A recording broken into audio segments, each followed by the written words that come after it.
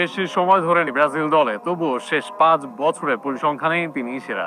শেষ 5 বছরে ব্রাজিল দলে নেইমারের থেকে বেশি গোল করতে পারেননি আর কেউ।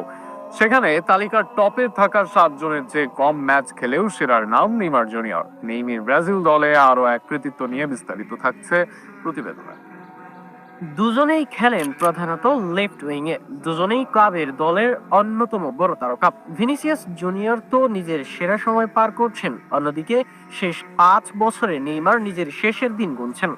অথচ ব্রাজিল দলে দুজনের শেষ 5 বছরে ব্যবধান দুজন দুজন।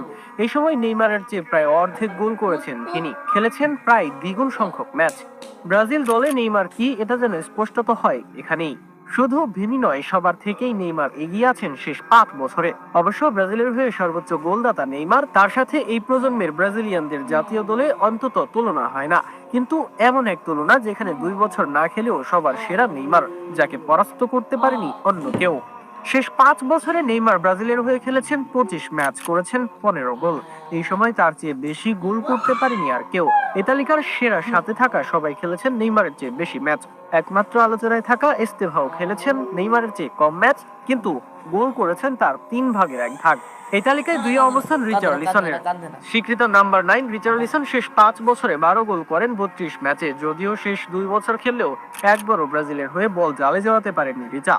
36 ম্যাচ খেলে 11 গোল করেন বার্সেলোনার উইঙ্গার রাফিনহা। আর কোনো খেলোয়াড় শেষ 5 বছরে 2 অঙ্ক ছুঁতে পারেননি গোলে।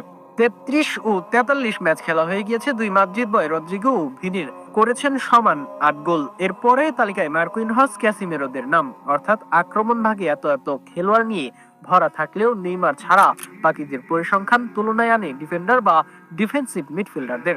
বারবার বলা হয় এক পা নেইমারও ব্রাজিলের দলের সেরা।